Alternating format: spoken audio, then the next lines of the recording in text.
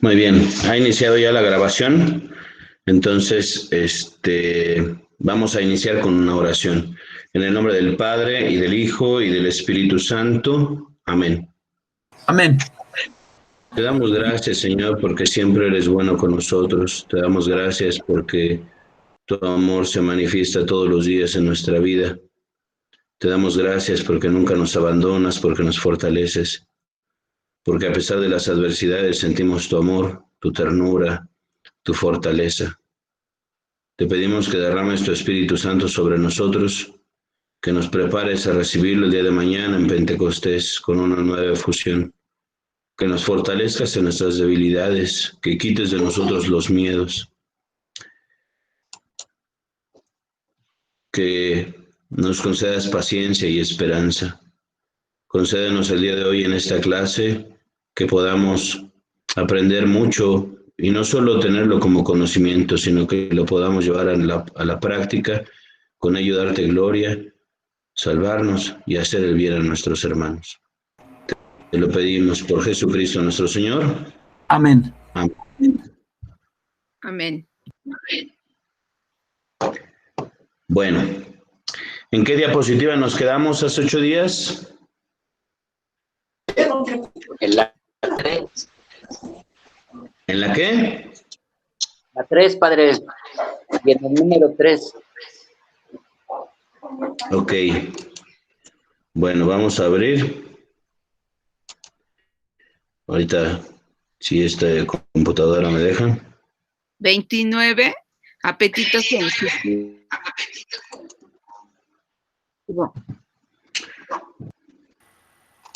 Diapositiva 29, padre. ¿Seguros?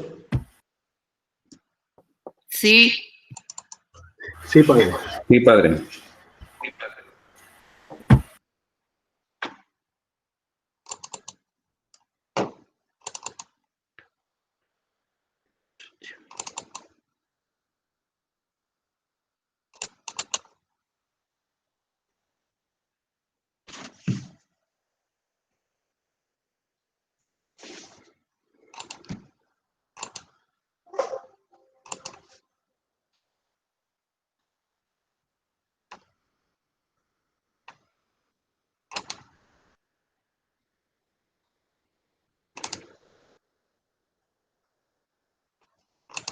Bueno, voy a transmitirles desde la 21 para que retomemos el tema que estábamos viendo y podamos darle continuidad. ¿De acuerdo?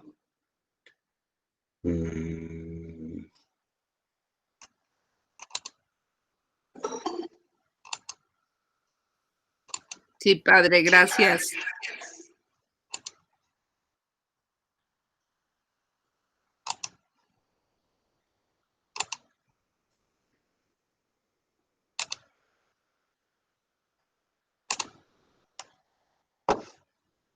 Bueno.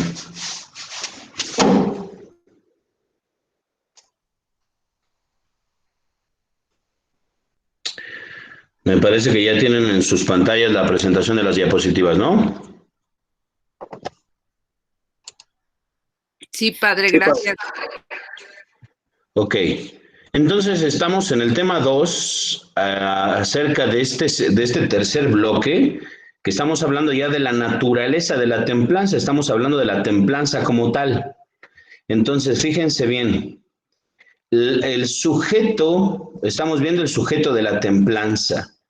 ¿Qué es lo que estamos diciendo? Dice, la templanza radica en el apetito concupiscible. Es decir, tiene a esta facultad como sujeto inmediato y propio. Entonces, ¿quién es el sujeto de la templanza? El apetito concupiscible. Luego, hagamos un paréntesis para explicar, y esto es lo que yo quería también que repasáramos. Hagamos un paréntesis para explicar un poco lo que significa apetito y apetito concupiscible. Apetito, habíamos dicho que viene de apetere, que significa buscar.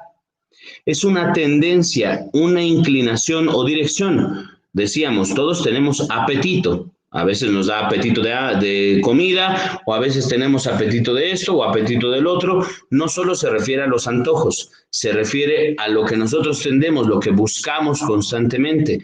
Apetecer significa buscar, que algo te parece atractivo o algo bueno para tu vida.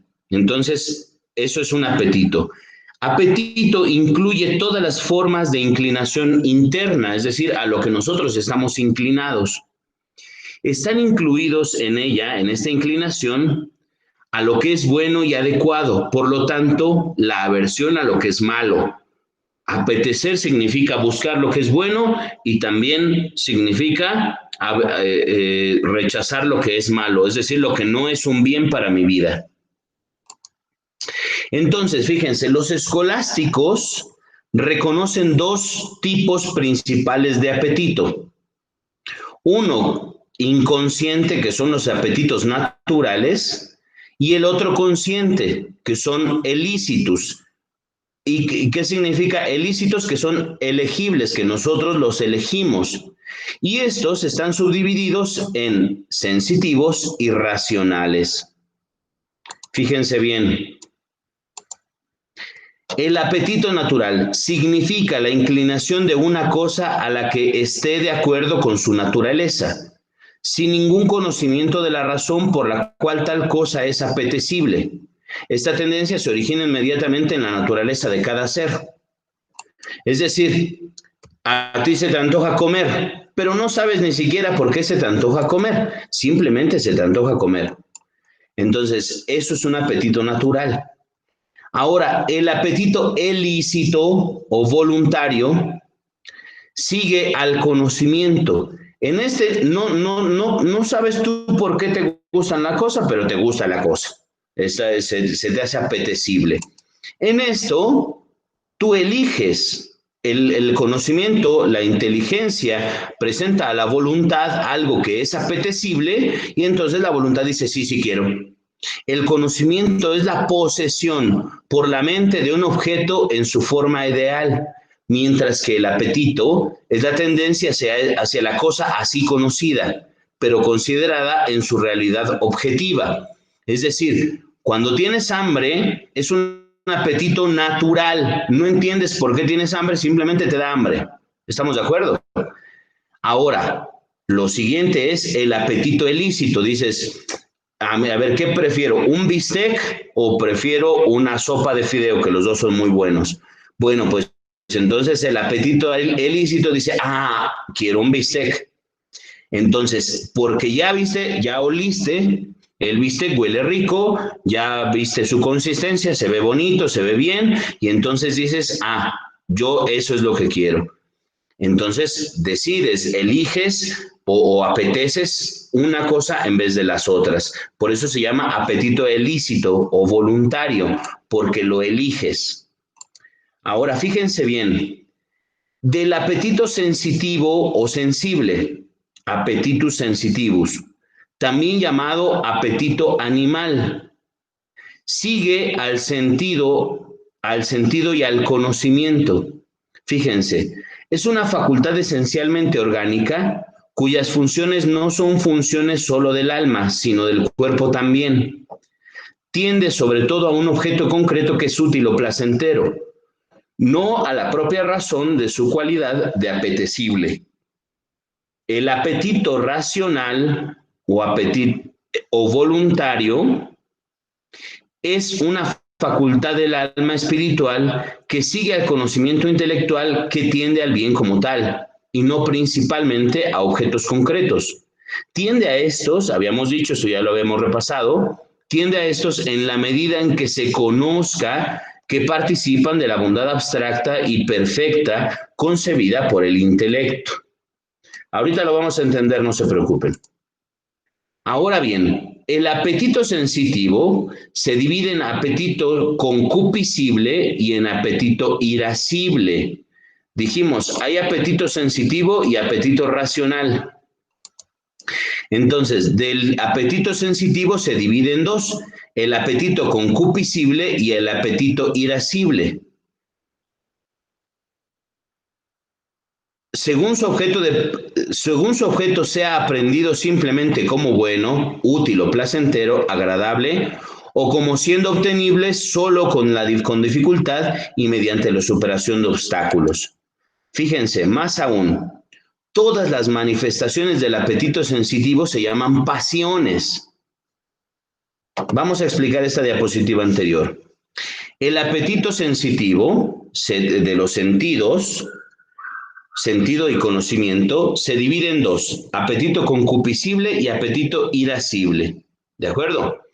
¿Cómo se distingue cuál es del apetito concupiscible y cuál es del apetito irascible? Uno, la inteligencia y la voluntad, o más bien la inteligencia presenta a la voluntad algo que es apetecible a los sentidos y apetecible a la misma inteligencia y aprendido como bueno para la persona, es decir, revisado, pensado, adquirido o apetecido como bueno para la persona.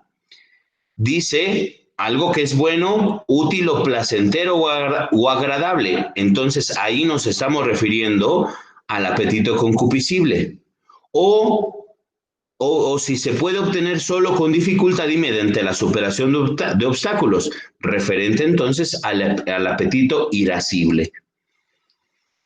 Ahora, dijimos, todas las manifestaciones del apetito sensitivo se llaman pasiones. Hay 6 pasiones para el apetito concupiscible. Estamos hablando nosotros ya del apetito concupiscible. Ya dijimos lo que es apetecer. Ya dijimos que los apetitos están divididos esencialmente en dos: el apetito natural y el apetito elegido. En el apetito, y está también apetito sensible y apetito racional. Del apetito sensible o apetito sensitivo tenemos dos, que son el apetito concupiscible y el apetito irascible.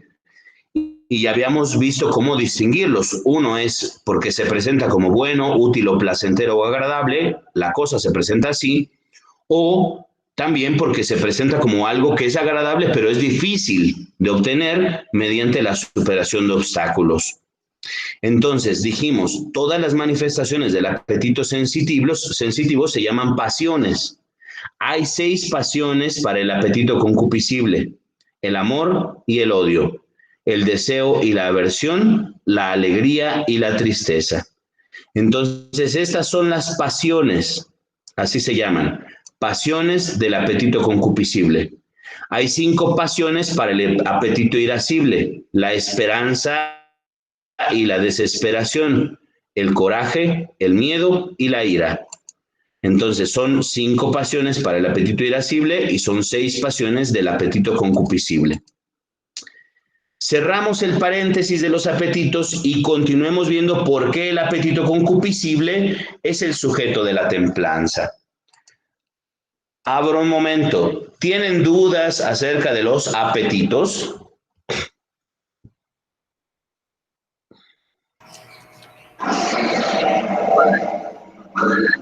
¿Quién? A ver, dígame. ¿Sí o no? ¿No? Hola. ¿Nadie?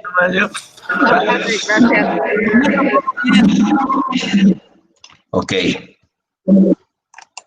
Bueno. Entonces sigamos viendo por qué el apetito concupiscible es el sujeto de la templanza. La templanza es una virtud moral, un hábito operativo bueno. Todo hábito confiere a una potencia la facultad de obrar. Pero los hábitos morales, entre ellos la templanza, no solo confieren a la potencia la facultad de obrar, sino que hacen que la potencia haga uso correcto de dicha facultad de obrar.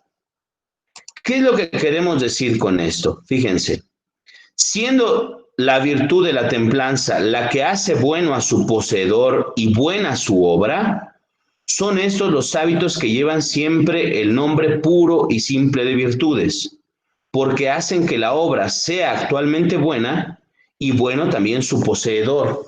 ¿Qué es lo que estamos diciendo? La virtud de la templanza, entonces, si estamos hablando de que el apetito concupiscible es el sujeto de la templanza, es decir, hace referencia a eso, eso es lo que perfecciona. ¿Se acuerdan cuando hablábamos del cuadro de las virtudes, o más bien después del cuadro de las virtudes, cuando hablábamos de materia y forma, de sujeto y materia dentro de las virtudes, estábamos diciendo que su materia era a lo que hacía referencia, a lo que se dirigía, y su sujeto, es decir, a lo que perfeccionaba. Eso es lo que decíamos, bueno, a lo que perfecciona, a lo que modera, a lo que le establece un orden o a lo que regula.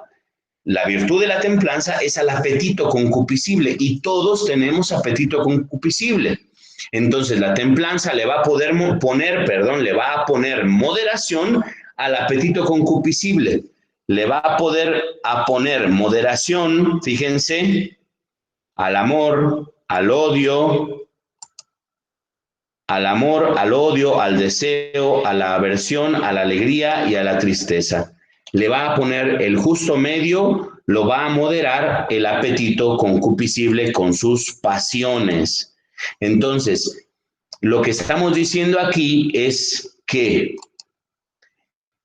si el apetito concupiscible es el sujeto de la templanza, entonces a lo que perfecciona o a lo que modera o a lo que hace mejor como facultad es al apetito concupiscible. Y el apetito concupiscible es una dimensión de la persona. Entonces, el apetito no solo perfecciona la virtud no solo perfecciona la acción, sino también perfecciona a la persona que realiza la acción, lo hace mejor persona. Voy a tratar de ponerles un ejemplo. Fíjense bien, había una vez una caricatura o una película que se llamaba o que se llama, no sé si alguna vez ustedes la vieron, que era Space Jam, que era sobre Michael Jordan con los dibujos animados. ¿Alguien la vio? No. La del juego del siglo. Bueno, Sí, padre. Era una película de Michael Jordan, ya ven que es basquetbolista, y entonces era una película en la cual los dibujos animados tenían que enfrentarse con unos monstruos en un juego de basquetbol. Contratan a Michael Jordan, que era un gran basquetbolista, y entonces ellos, fíjense, para ganar tomaban una pócima, ¿no? Para poder ganar tomaban una pócima, y eso les daba fuerza y los hacía sentir fuertes para poder jugar mejor y para vencer a los monstruos. Entonces, esa pócima no solo los hacía buenos tiradores de básquetbol y buenos anotadores y buenos brincadores, sino también les ayudaba a que todas sus canastas entraran para poder ganarle a los contrarios.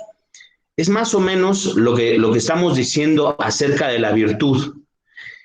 Toda virtud perfecciona una potencia o faculta una potencia a su perfección.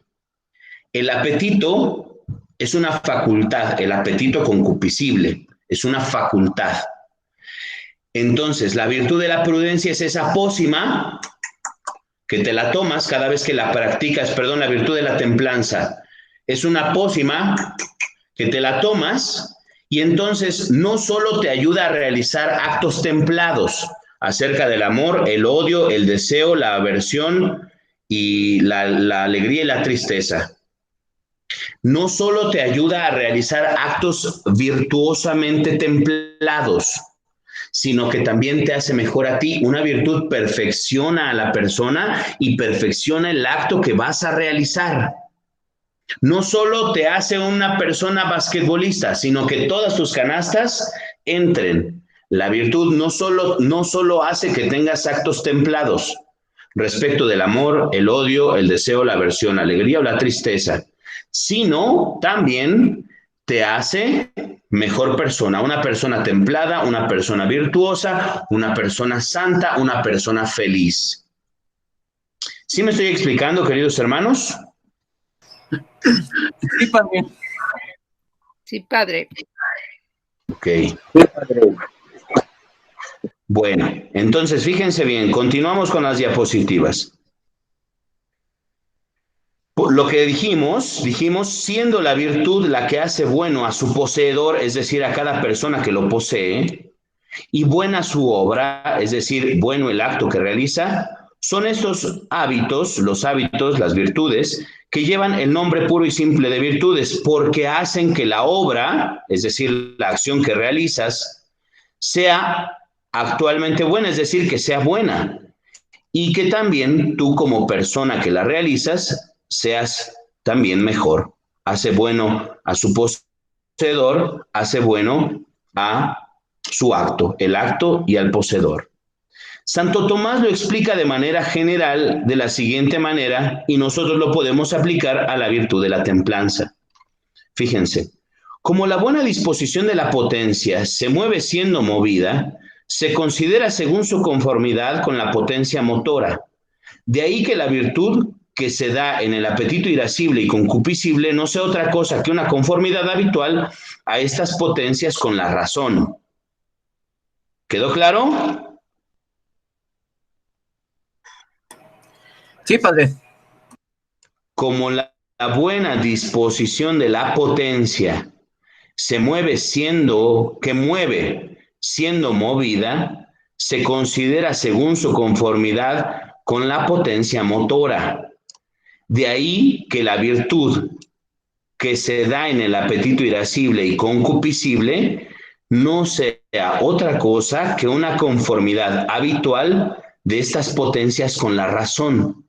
Es decir, lo que nos está diciendo Santo Tomás es que la razón, la templanza en relación con la razón, regula estos apetitos concupiscible, más bien el concupiscible, que es la templanza es la que regula, le da moderación para que sea conforme a la razón.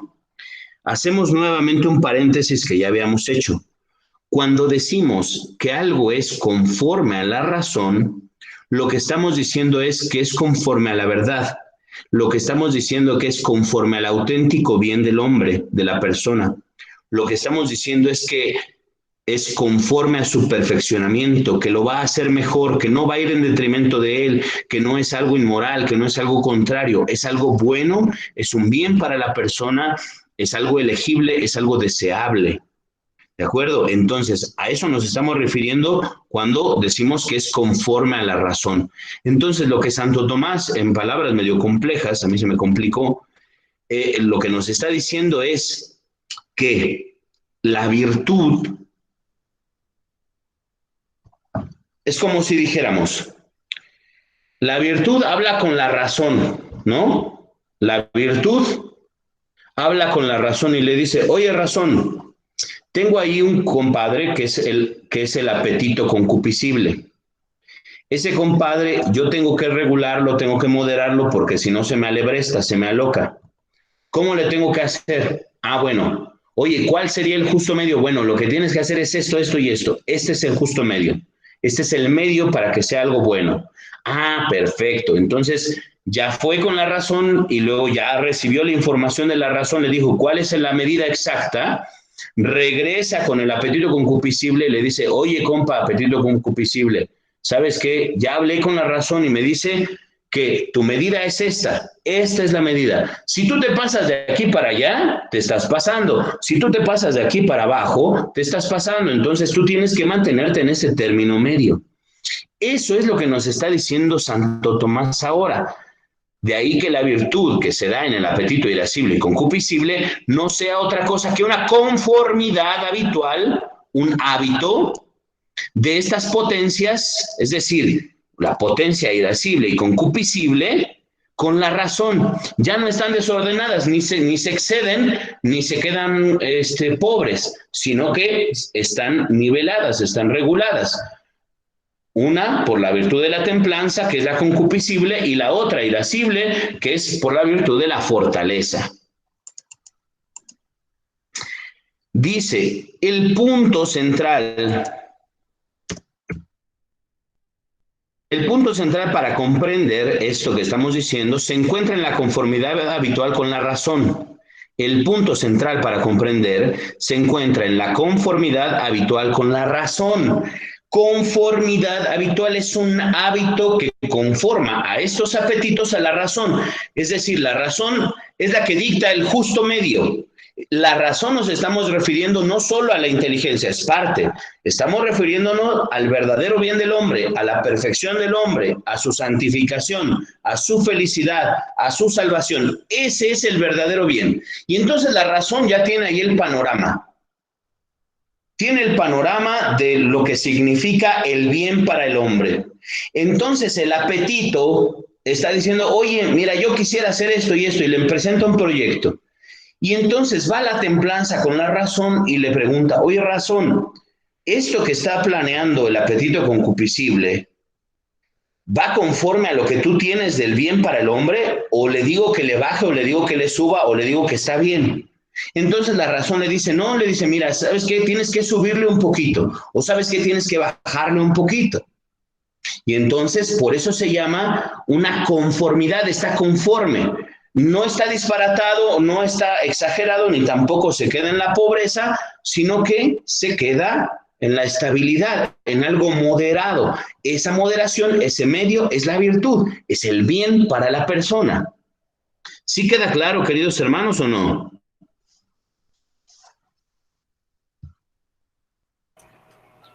Sí, Padre, padre. entonces, al hablar de los apetitos, ¿se puede decir que son los llamados instintos? No, son algo distinto de los instintos. Son parte, o sea, son como potencias, como que todos nosotros los tenemos. Por eso se llaman facultades, porque todos las tenemos. Solo que unas las tienen reguladas y otros no las tienen reguladas. Mm, ¿Sí me ok, estoy padre. explicando? Sí, padre. Se los pongo en un ejemplo. Es como, por ejemplo, un tinaco, ¿no? Hay un grupo de edificios o un grupo de casas y todas las casas tienen el mismo tinaco. Pero hay una casa o hay dos casas que no tienen flotador. Ahí yo creo que nos vamos a entender, que no tienen flotador. Entonces llega el agua de Zapase, llega el agua, o de OPDM, donde estén, llega el agua de fuera y empieza a llenar, ¿no? Empieza a subir y empieza a llenar los tinacos. Los que tienen el flotador, ¿qué es lo que va a pasar con el agua? Cuando se llena el tinaco, se detiene el agua. Pero los que no tienen flotador, se va a desparramar el agua y se va a tirar y va a estar riegue y riegue.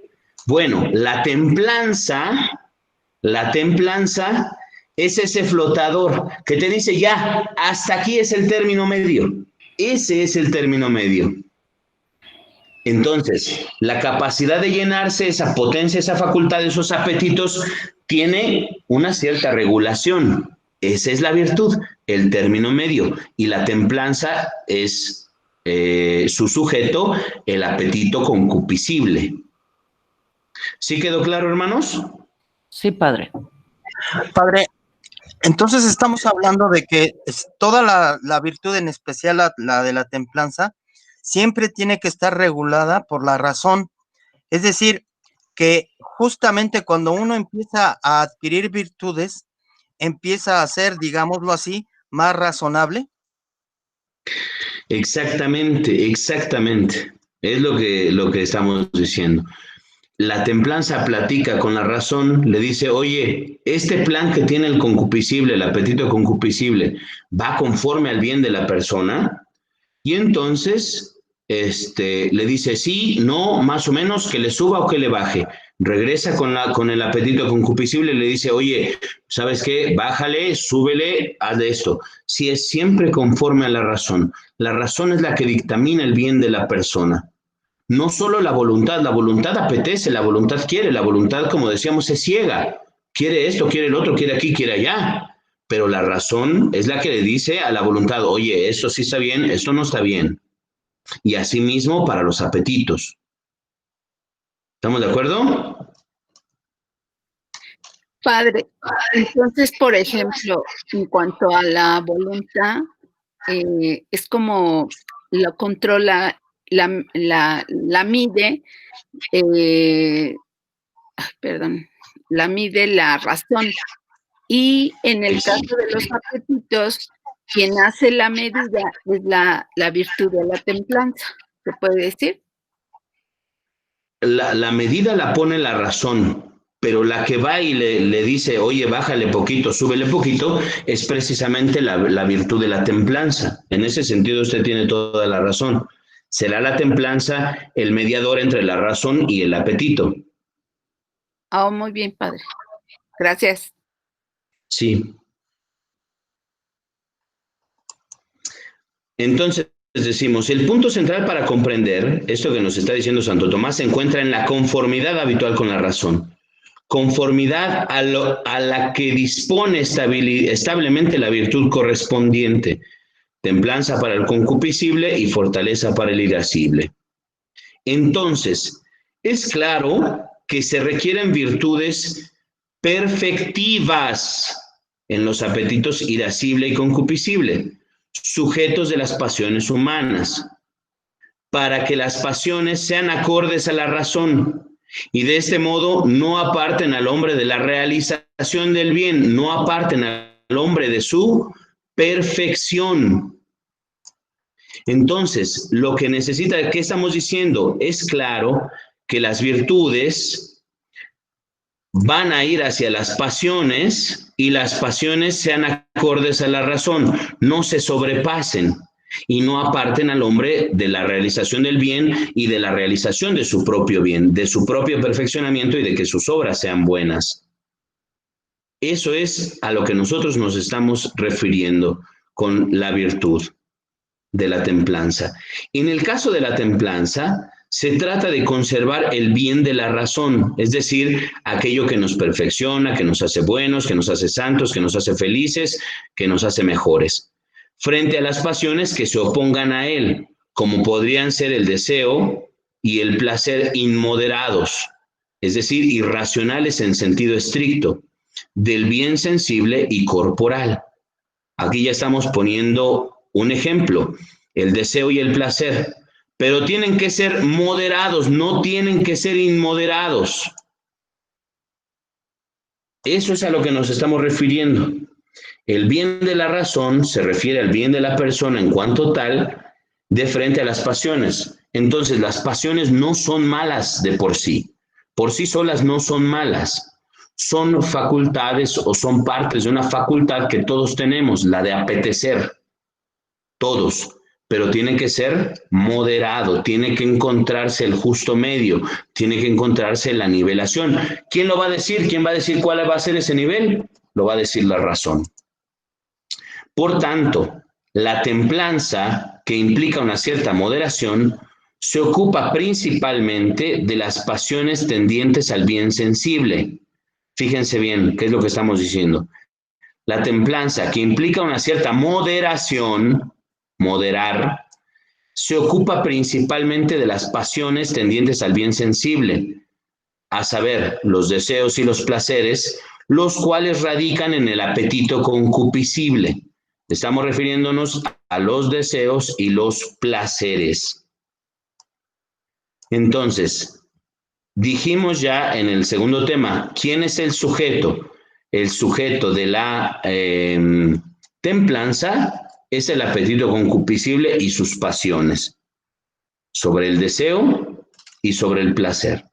¿Queda claro, hermanos? Sí, padre. Sí, padre. Hablando de los apetitos, digamos que el bien racional, que se refiere a todo lo que usted nos ha dicho de santidad, de bienestar, etcétera, no es lo mismo en cada persona, porque cada persona tiene diferentes necesidades, o si es el mismo. Bueno, hay un bien objetivo, y lo vamos a ver más adelante, es una muy buena pregunta. Hay un bien objetivo y también un bien subjetivo, que no se oponen el uno al otro. porque todos tenemos que llegar a la santidad. Y todos queremos llegar a ser felices en el reino de Dios y también aquí en la tierra. Y todos queremos amar, y todos queremos evitar el odio, y todos queremos estar alegres y evitar la tristeza, o moderar la tristeza, o moderar el odio. Entonces, a lo que estamos refiriéndonos, o lo que nos vamos a referir, es al bien que es objetivo, pero también al bien que es realmente posible según las condiciones personales. No quiere decir que cada uno tenga su verdad. Hay un bien objetivo, hay una verdad, ese es el bien. Pero cómo nos adecuamos o cómo actuamos ese bien, eso también depende de nosotros. Se los voy a poner en este ejemplo antes de entrar a esto de la materia de la templanza. Imagínense al padre Pedro. Acaban ustedes de tener clase con el padre Jonathan, ¿no? Sí.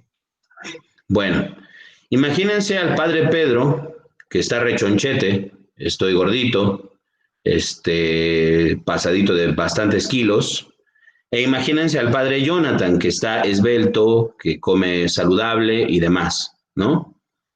Entonces, el bien para los dos, un bien objetivo es que debemos mantenernos saludables. ¿Estamos de acuerdo? Pero a lo mejor, para el padre Jonathan, mantenerse saludable le es posible caminar o correr durante 1 hora o media hora. En cambio, yo no podría correr ni porque me pagaran. Yo tendría primero que empezar a caminar. ¿Estamos realizando el mismo bien?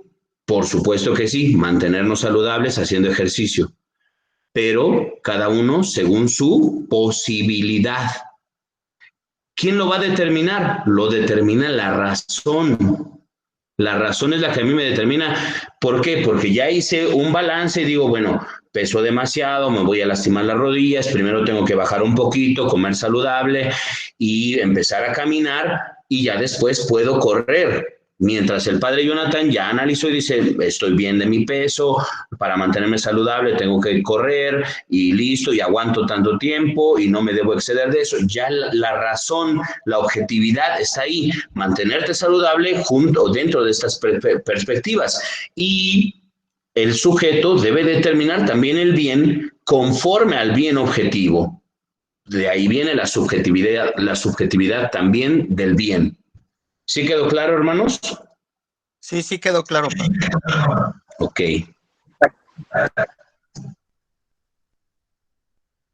Entonces seguimos con la presentación. La materia de la templanza.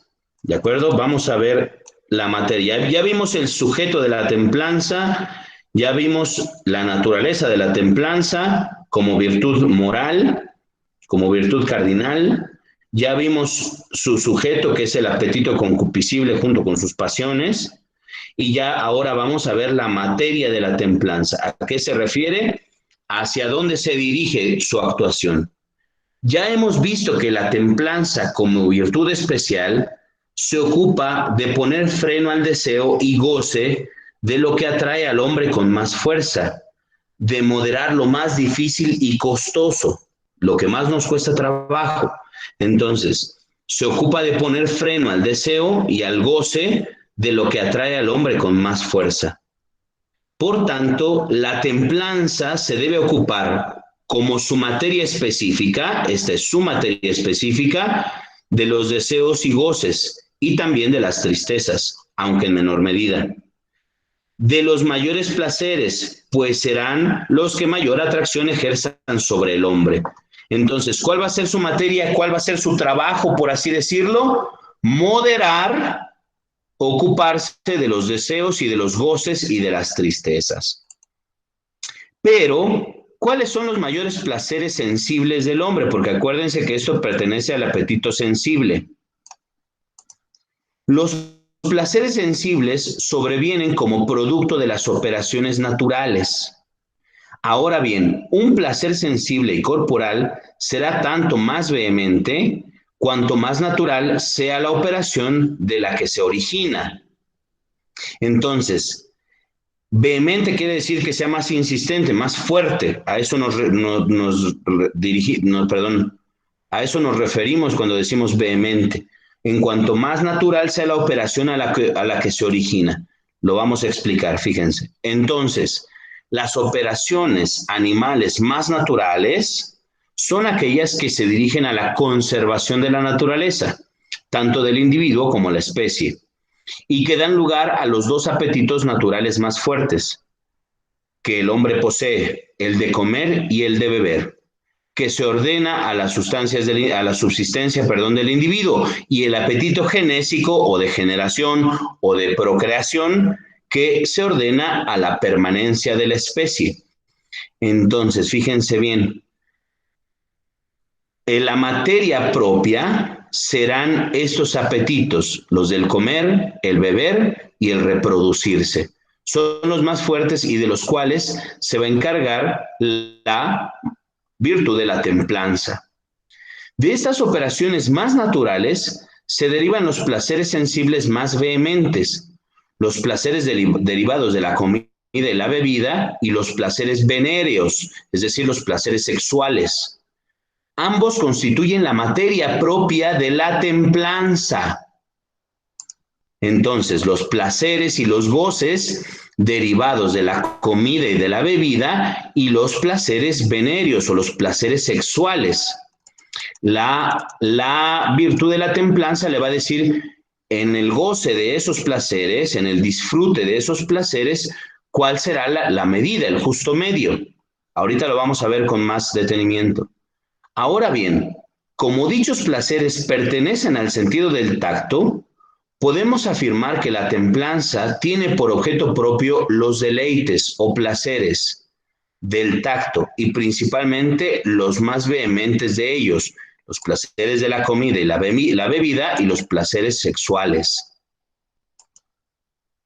Entonces, pongan mucha atención. Al decir que la virtud de la templanza se ocupa como objetos propios de los deleites del tacto, del sentido del tacto, lo que se está subrayando es que la virtud de la templanza, sobre todo en sus formas originarias de castidad y abstinencia, está relacionada con la raíz misma de toda vida sensible y espiritual. Va dirigida como momento ordenador al fondo mismo del manantial de la vida, desde el cual se edifica la persona moral. Esto que les pido que pongan atención es algo importantísimo. ¿Se acuerdan que ya habíamos hablado de la importancia de la templanza? Porque decíamos, pues es que es la última virtud, es la más alejada de la razón, pero tiene una gran importancia. Sin la templanza, sin ese flotador, se nos derriban las aguas, y aguas que hacen estragos no solo en el terreno de la templanza, sino también en las del vecino, que es la fortaleza y la justicia y la prudencia. Sigamos con ese ejemplo. Imagínense que hay 4 casas. Una es la casa de la señora Templanza, una es la casa de la señora Prudencia, otra es la casa de la señora Justicia y otra es la casa de la señora Fortaleza.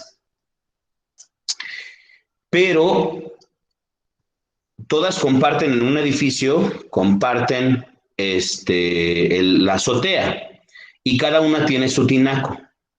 Si la señora Templanza no le pone el flotador a su propio tinaco, no solamente va a arruinar su propia azotea, va a arruinar la de la fortaleza, la de la prudencia, la de la justicia, porque están en conexión las 3. Por eso nosotros lo que estamos diciendo, que al decir la virtud de la templanza, se ocupa como objetos propios de los deleites del tacto, necesita su propia moderación. Dice, ¿qué es lo que estamos subrayando? La importancia de la templanza. Por ejemplo, la virtud de la castidad y la virtud de la abstinencia, en cuanto a la comida y a la sexualidad, son o dependen o parten de la templanza. Y esas nos ayudan a refrenar, a ordenar la forma en la que comemos, la forma en la que bebemos y la forma en la que nos relacionamos. Por eso dice que es tan importante que se encuentra en la raíz misma de la vida sensible y espiritual de la persona. Si se nos rebalsa eso, si se nos desparrama el apetito sexual y el apetito de alimentarse, o el apetito alimenticio, no sé cómo se llame, si se nos derrama, hace un estrago en toda nuestra vida, en toda nuestra vida. Por eso dice que es un momento ordenador al fondo mismo del manantial de la vida, desde el cual se edifica a la persona moral. Es decir, desde ahí edificamos, desde el control de las pasiones, y sobre todo de las pasiones que son más fuertes para nosotros, que son el alimento y que son la sexualidad. Ahora bien, ¿quedó claro, hermanos? ¿Hasta ahí? Sí, padre.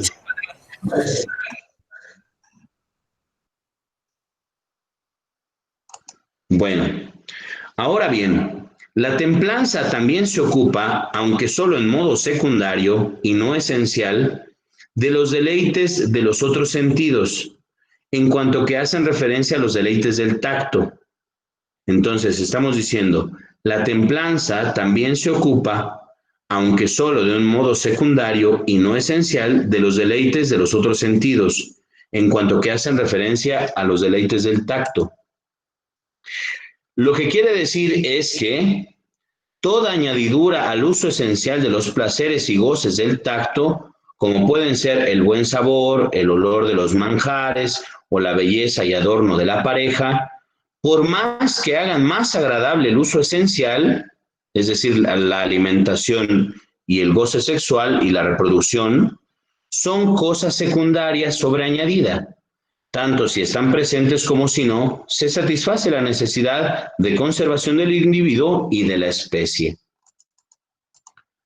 Por tanto, en cuanto que los deleites de los sentidos, el gusto, el olfato, el oído, la vista, contribuyen a aumentar el deleite en el uso de las cosas necesarias propias del tacto, se consideran objetos secundarios de la templanza.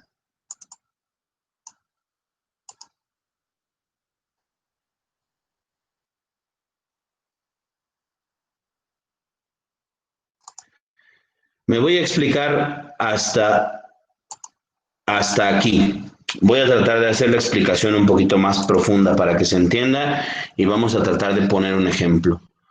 Lo que estamos diciendo es que la templanza tiene su materia, la materia propia, es decir, el trabajo que ella realiza, la misión que ella tiene, es moderar, fíjense bien, es moderar, ponerle orden, ponerle límite, decirle cómo son las cosas al apetito concupiscible, sobre todo en aquellas pasiones que son, o facultades que son más fuertes en el hombre, que le llaman todavía más, y son las del apetito sexual y también el apetito sobre la alimentación. Entonces, fíjense bien, la virtud de la templanza se ocupa de esos. Y lo tiene que hacer también respecto de las cuestiones secundarias. Tiene que haber moderación. Vamos a poner un ejemplo, espero que no sea escandaloso, pero bueno, de todos modos se tiene que hablar, no estamos haciendo nada, no estamos diciendo nada malo. Fíjense, la virtud, lo vamos a decir más adelante, la virtud de la templanza limita a la persona a las relaciones sexuales solo dentro del matrimonio. ¿Por qué? Porque según la razón, según el bien de la persona, según el bien de su santificación, su felicidad, el matrimonio es el lugar preciso en el cual la expresión sexual es expresión de amor. En otros rubros, en otras circunstancias, no es una auténtica expresión de amor o una expresión completa de amor, solo en el matrimonio. Entonces, la virtud de la templanza le pone al apetito concupiscible de tener una pareja y de relacionarse sexualmente, le pone un freno y le dice, hey, ¿estás casado o no estás casado? Sí, sí estoy casado. Bueno, adelante. Oye, ¿no estoy casado? No, detente. Ahora, Sí, sí estoy casado. Bueno, ya. Entonces sí, está bien, puedes tener relaciones sexuales. Ya le dijo a la virtud. Ya la templanza fue con la razón y le dijo, oye, el apetito concupiscible me dice que la persona está casada, que si está bien que tenga relaciones sexuales. Adelante, la razón le dice, adelante, adelante. Y la razón le dice, hey, espérate, todavía no te vayas. Solo que tiene que ser también con ciertas medidas. No quiere decir que nos metamos a la alcoba de cada uno y digamos, hey, así, así, así. No, no, no. Eso se determina en una relación de pareja, en una relación de esposos. Pero también hay que tener medidas, medidas que vayan conforme a la razón, conforme al bien de la persona. Imagínense, ustedes lo saben, las tendencias del mundo o las tendencias igual, que incluso sacaron una película que se llama Las 50 sombras de Grey y luego Las 50 sombras más pervertidas y no sé qué otra cosa ahí sacaron. Entonces, algo que a lo mejor incite a la pareja pues a unirse más en el amor, a su propia excitación dentro del matrimonio, que bueno, bendito sea Dios, un aplauso, pero dentro de los límites, porque ya el darle latigazos y luego amarrar y luego que ahora te doy hasta con la cubeta y con el molcajete, ya son exageraciones, ya no van conforme a la razón. Entonces ahí también, de manera secundaria, de manera participada, la templanza también pone límites a eso. ¿Sí me estoy explicando, queridos hermanos? Sí, padre. Perfecto. Sí, padre, ¿no? Para decir que tengo que tener A ver, otra vez, porque no se escucha otra vez. que ahí entra entonces la razón, porque entonces tengo que decir, incluso casado, ¿para qué quiero tener relaciones? ¿Por simple placer, o para unir, o para glorificar, o para formar una familia, o para estrechar lazos? Pueden ser muchas las razones, pero cuando son únicamente el placer, entonces entra todo lo que usted decía de que nos muestran en las películas, series y videojuegos que ahora se manejan, y entonces es cuando caemos fuera del por qué, sino la única razón sería entonces el sentirme y el placer. Claro. Eso sí, tengamos mucho cuidado porque el placer no es, por ejemplo, el placer sexual dentro del matrimonio no es negativo. Al contrario, es una cosa positiva, pero no es el único fin. El otro fin es la procreación, el otro fin es la unión de los esposos, el otro fin es crear más vínculo, el otro fin es entenderse mejor, el otro, o sea, como usted bien dice, tiene varias finalidades que no puede ser solo el placer, pero que tampoco el placer dentro de las relaciones sexuales, dentro del matrimonio, es malo. Al contrario, es algo que Dios ha puesto en nosotros. Si Diosito no hubiera querido que tuviéramos placer, pues no nos hubiera dado lo que tenemos. Pero ahí está la virtud de la templanza, que le modera, que le pone límites y que no solo le pone límites, sino que lo hace conforme al orden de la, es decir, al orden de la razón, lo hace conforme al verdadero bien, al bien auténtico de la persona. Se los pongo en un ejemplo y espero que tampoco sea de escándalo. Cada persona vive sus situaciones. Yo no quiero enterarme, ni quiero saber, ni me interesa la vida íntima de las personas. Eso es cosa suya. Ahora, ¿a qué me refiero con esto? Que, por ejemplo, las personas que utilizan este tipo de situaciones, por ejemplo, del amarrarse o del pegarse y todo esto, muchas veces tienen un cierto placer, pero luego ya no es suficiente y tienen que ir por más, y luego por más, y luego por más, y luego por más. Entonces, ¿dónde está la verdadera felicidad o el bien que presentaba el realizar esto? Yo no digo, les estoy diciendo, yo no digo cómo vivan ustedes, hagan lo que ustedes les funcione o lo que ustedes gusten, pero utilicen la virtud de la templanza para moderar según el bien auténticamente humano. ¿Queda claro? Sí, Sí, padre. padre, gracias. Bueno, ahora fíjense bien. ¿Qué hemos dicho hasta ahora? que la materia principal de la templanza se encuentra en los deleites y los deseos, que son dos pasiones del apetito concupiscible tendientes al bien. Los deleites, placer gozoso de la cosa poseída, y deseos, del objeto ausente que inicia con el amor. Deleites y deseos. Sin embargo, indirectamente y como consecuencia, la templanza se ocupa también de otras pasiones del apetito concupiscible, como la tristeza, producida por la ausencia de esos placeres o de esos bienes. Entonces podemos decir que quien desea los placeres sensibles con moderación, es natural que espere también moderadamente y sufra una tristeza moderada cuando no posee la cosa que desea.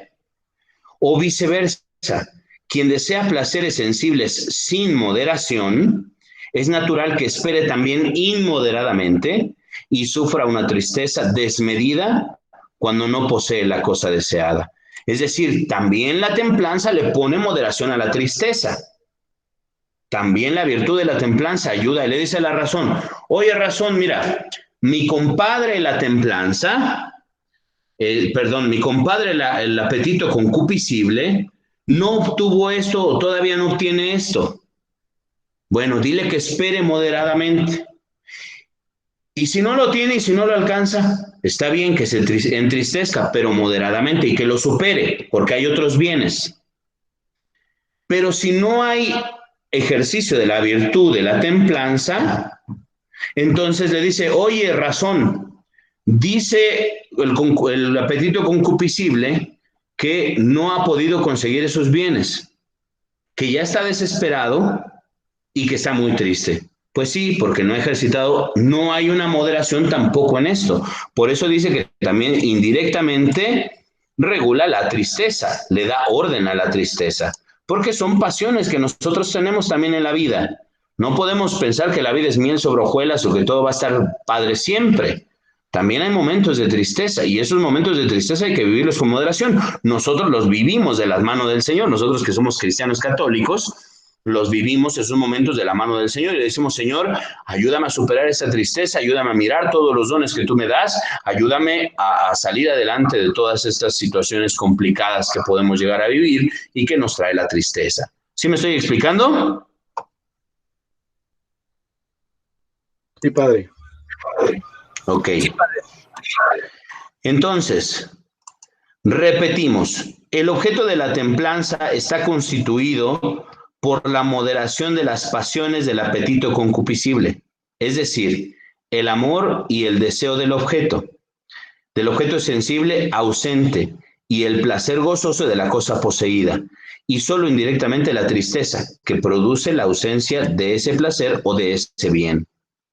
Ahora bien, la templanza no ejerce su moderación impidiendo las operaciones propias del apetito concupiscible, ni siquiera las pasiones, sino reduciéndolas al medio determinado por la razón.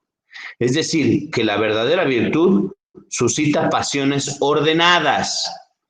No quiere decir que nos alejemos de los placeres, que nos alejemos de las cosas bonitas que Dios nos da, ya lo habíamos dicho, sino que incluso las pasiones les demos orden. La verdadera virtud suscita, genera, no que no haya pasiones, no que no se sienta, no que no se experimente, no, que haya pasiones ordenadas, conforme a la realidad, conforme a lo que uno es, conforme al bien de la persona. ¿Sí me estoy explicando, hermanos? Entonces no nos dice que dejemos de comer, sino que comamos saludablemente y con moderación, siempre. Para eso es la virtud de la templanza. ¿Estamos claros? Padre, se escucha distorsionado. No se escuchó. Bueno. Se distorsionado todo. ¿Desde dónde no se escuchó? Desde que empezó ¿Qué? No, aquí sí se escuchó bien, o sea, ya. No, yo no escuché nada. Distorsionado. ¿De dónde Sí, digo? también nosotros escuchamos bien, padre. Yo lo escucho bien, padre. Escucha muy bien, padre. Bueno, ahorita sí lo escuchamos bien, pero cuando estuvo explicando lo de la concupiscencia de la templanza, ya no se escuchó bien. Ok, bueno, lo vuelvo a explicar rápidamente. ¿Ya me escucha bien? Sí, Bueno, dijimos, estamos repitiendo, el objeto de la templanza está constituido por la moderación de las pasiones del apetito concupiscible, es decir, el amor y el deseo del objeto sensible ausente y el placer gozoso de la cosa poseída, y solo indirectamente la tristeza que produce la ausencia de ese placer. En resumen, ¿qué es lo que estamos diciendo? Que la templanza no ejerce su moderación impidiendo las operaciones propias del apetito concupiscible. Lo que estamos diciendo es que no está mal apetecer, son apetitos y todos los tenemos y todos tenemos pasiones. Ni siquiera de las pasiones dijimos, sino reduciéndolas al medio, es decir, poniéndoles el balance, controlándolas, teniéndolas según la razón, según la realización, según la perfección, según la santidad, según la felicidad humana. ¿Quién lo determina? La razón misma. Entonces, determinado por la razón, es decir, que la verdadera virtud suscita pasiones ordenadas. No está mal que sintamos pasiones, no está mal que tengamos sentimientos, no está mal que tengamos impulsos, no está mal. Lo que nosotros debemos hacer para que no se convierta en malo o en pasiones desordenadas es que no le pongamos la virtud de la templanza. Que no le pongamos ahí a la virtud de la templanza, como se los ponía en el ejemplo del tinaco, le pongamos su flotador para que no se desparramen, para que no nos hagan un desastre en el espíritu. Eso es lo que estamos diciendo. Los apetitos del comer, del beber, de la tristeza, de la sexualidad, o los apetitos de los otros sentidos, del observar, del olfato, todos son padres, son ricos, son bonitos, pero hay que ponerles, según la propia condición, según lo que cada uno de nosotros es, ponerle su flotador para que no se desparrame. ¿Queda claro? Entonces, padre, cuando nos falta la templanza es cuando estos apetitos o pasiones se convierten en los pecados capitales. Más bien cuando los realizamos, porque si no se convierten en pasiones desordenadas que todavía no tienen una categoría moral. Es decir, se vuelven pasiones desordenadas. Ya cuando tú realizas una pasión desordenada o cuando una persona realiza una pasión desordenada, es decir, la lleva a acto, entonces sí se convierte en pecado o en pecado capital. Ok, padre. ¿De acuerdo? Sí. Entonces, lo que necesitamos o lo que queremos con la virtud de la templanza, como en su materia el apetito las pasiones necesita, lo que va a hacer ahí su trabajo es ordenar esas pasiones, ponerles orden, que no se vayan, que no se derramen como en el tinaco, que sea su flotador para que no se anden desparramando, que estén ordenadas, que estén según, conforme al bien de la persona, según conforme a la razón. ¿Queda claro, hermanos? Sí, padre. Bueno, les voy a dar otros 10 minutos de clase y ya no les di el descanso, ya se descansan sus 20 minutos y lo que sobre. Porque yo también tengo alguna cosa que hacer, entonces voy a darles otros 10 minutos de clase. ¿Estamos de acuerdo? Ok, padre. ¿Esas diapositivas nos las va a enviar? Sí, se las voy a enviar. Ok, muchas gracias. Sí. Entonces, lo que hemos dicho apenas nos da pauta para entrar al tema de la regla y medida de la templanza. Se trata de moderar las pasiones, no de extirparlas. Ha de haber un criterio que permita acertar con el grado de moderación de las mismas exigido por la templanza. Entonces, lo que tratamos de hacer es buscar la regla y la medida de la templanza. Tenemos que buscar regla y medida de la templanza. Ya dijimos ¿Cuál es su naturaleza? Una virtud cardinal, una virtud moral. Ya dijimos cuál es su sujeto. Su sujeto es el apetito concupiscible, es decir, ¿qué es lo que perfecciona? Perfecciona el apetito concupiscible. Lo hace ordenado, lo perfecciona, lo hace crecer a la persona en su apetito concupiscible. Apetece con moderación, apetece templadamente. Y luego, ¿cuál es su materia? Es decir, ¿cuál es su misión? ¿Cuál es su trabajo? Moderar las pasiones, los deseos, los placeres más fuertes en la persona, que son la alimentación, la bebida, la sexualidad, la tristeza. Y son las pasiones mismas las que tiene que ordenar. Esa es su materia. Ahora vamos a decir, bueno, ya vimos entonces cuál es su materia, pero ¿quién es o cómo se ha de hacer para establecer la medida? Para que no sea, no, pues es que tu medida es más que la mía y la mía es más que la tuya. ¿Cómo se establece la medida o cómo es que establece, o quién es que establece más bien la medida de la templanza, para que se pueda decir que una pasión está ordenada, que está templada? Lo haremos resaltando los elementos, esto que estamos diciendo, encontrar o buscar la regla y medida de la templanza. Lo haremos resaltando los elementos que nos ayudarán a determinar dicha regla y medida. Fíjense, el primer elemento que nos da pauta para decir, a ver, esto es moderado o esto no es moderado, esto es templado o esto no es templado, esta es la regla y la media de la templanza o no lo es. Fíjense, el primer elemento son las necesidades y conveniencias de la vida presente. Fíjense bien. Lo deleitable se ordena como fin propio a satisfacer alguna necesidad de esta vida, y por ello puede usar del placer como sea preciso para satisfacer las necesidades de la vida. Vamos hasta ahí bien.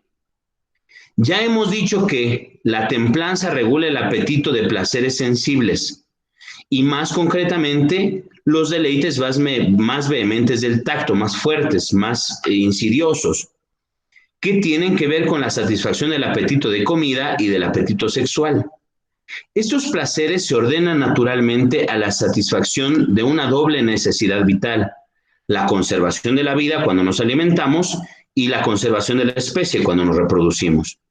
Esto quiere decir que, aunque el fin propio de la templanza, como el de todas las virtudes, es la felicidad, nos quiere hacer felices, una virtud pretende o su objetivo principal de hacernos virtuosos es hacernos felices, llegar a la santidad, ser más perfectos, hacernos mejores personas, su regla y medida en la moderación de los placeres sensibles es la necesidad vital, a la que ha de subordinarse esta acción propia. Pero fíjense bien, podemos ver que no hay oposición a la naturaleza, a la vida. Es una virtud, no hay oposición, a la naturaleza o a la vida en esta virtud. Todo lo contrario. Es lícito al hombre templado apetecer los placeres que contribuyen a la salud y el bienestar, e ilícito aquellos que se oponen a esos dos bienes. Ahora bien, las necesidades de la vida humana, norma de la templanza, admiten una doble acepción. Una, si consideramos como necesario aquello sin lo cual una cosa no puede existir en absoluto. Otra, si consideramos como necesario aquello sin lo cual una cosa no puede existir adecuadamente. ¿De acuerdo? La templanza toma en consideración ambas acepciones. Vamos a explicarlo. Pongamos ejemplos de cada acepción. Aquí es donde viene la carnita. Lo que estamos diciendo lo vamos a tratar de explicar. En virtud de la primera acepción, teniendo en cuenta la necesidad de conservación de la especie a la que se ordena, es ilícita toda búsqueda del placer venéreo o placer sexual fuera del matrimonio, porque ahí, en el matrimonio, es donde se prepara con garantía el éxito de la procreación y educación de los hijos, que es la conservación de la especie y la unión de los esposos. Lo mismo que también es ilícito el acto venéreo, es decir, la relación sexual, dentro del matrimonio, si se impide la consecución del fin a la que está ordenado. que es de nuevo la conservación de la especie. Estamos ahí hablando cuando en el acto del matrimonio, en el acto conyugal, es decir, en la relación sexual de los esposos, impiden la procreación por cualquier medio. Entonces, fíjense bien, esta virtud nos dice algo sin lo cual no puede existir. ¿Dónde está la medida? La medida, por ejemplo, en el placer sexual, ¿dónde está la medida? En el matrimonio. Todo o los placeres honestos que pueda haber dentro de la relación sexual del matrimonio, está bien. Si te sales del matrimonio, ya bailaste. También en virtud de la primera acepción, en relación con la necesidad de conservación del individuo, es ilícita toda pauta nutricional que sea contraria a la salud y la vida de la persona, ya sea por exceso o defecto de alimentos. Aquello que nosotros comamos o bebamos y que nos haga mal, que no nos conserve bien en la vida, que no nos dé salud, entonces quiere decir que no está en el término medio. Está bien una vez a la semana tomarse un vasito o 2 vasitos de coca en 2 días diferentes, adelante. Pero tomarse una botella diaria de coca, comprársela para la comida, ya no es el término medio, ya no es el justo medio.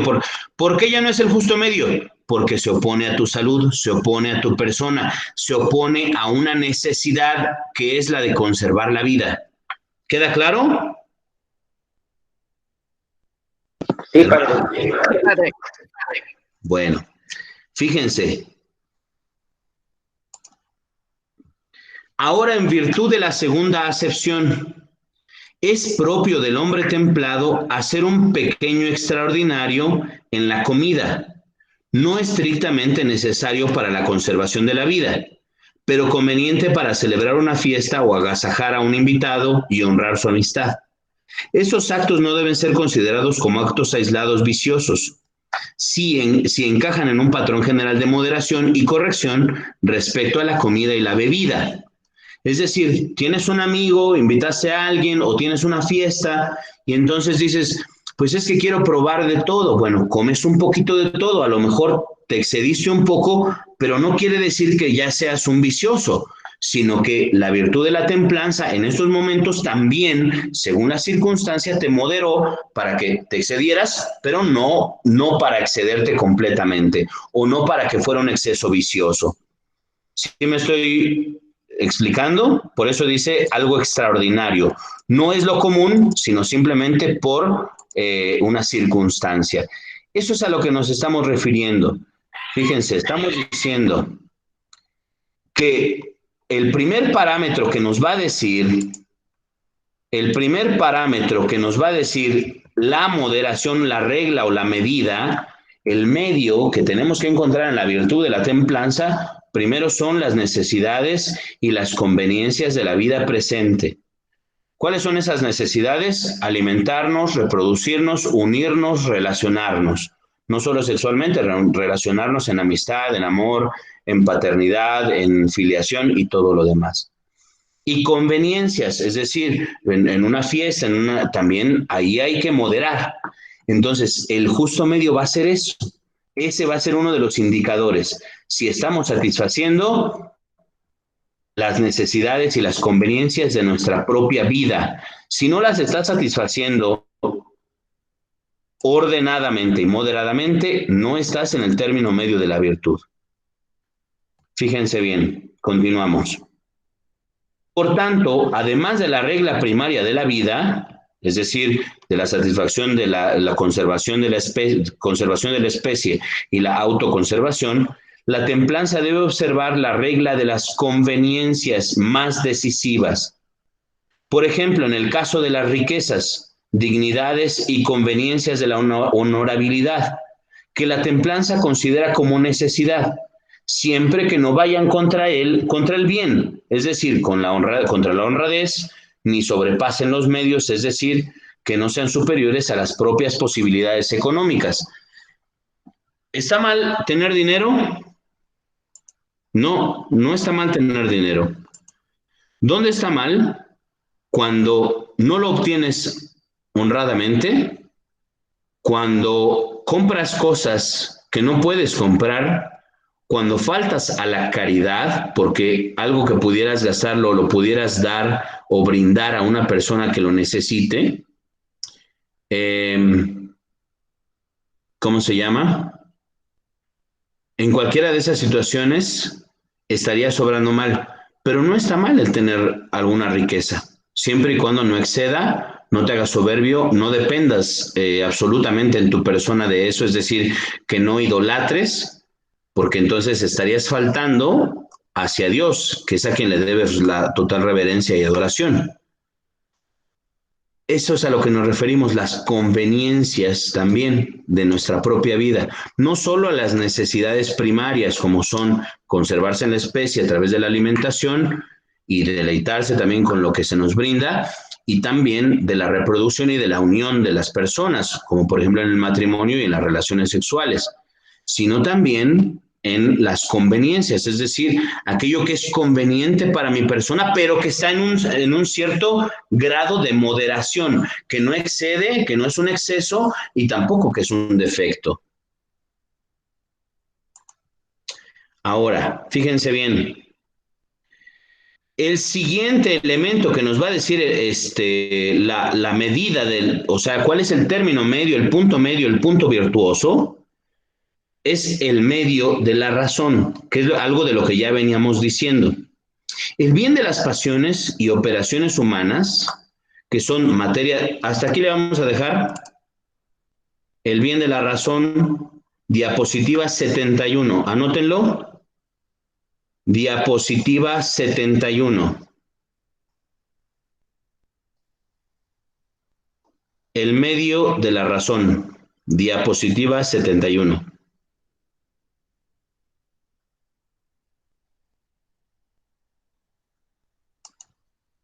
Listo. ¿Tienen alguna duda, hermanos? No, padre, por el momento. Bueno. Sí, padre, nos ha mandado lecturas. ¿Mandé? No nos ha mandado lecturas. Ah, no, les mando las dispensas, bueno, no pasa de lunes, les mando las dispensas y les mando la lectura para tarea para el próximo sábado. ¿De acuerdo? Gracias. Bueno. Gracias, padre. Gracias a Dios. Una pregunta, padre, perdón, de las diapositivas, vamos en las 71. No ha enviado una antes de esas, ¿verdad? No, me faltan las de la Sagrada Escritura y estas. Ah, ok, perfecto. ¿Será posible que en esta semana nos las haga llegar? Sí, para que den su repaso. Ok, y también padre. les hago llegar su tarea. Ok, padre, muchas gracias. Gracias a Dios. Dios les bendiga también a ustedes. Cuídense mucho. Gracias, Padre. Dios lo bendiga. Gracias, Padre. Buen día.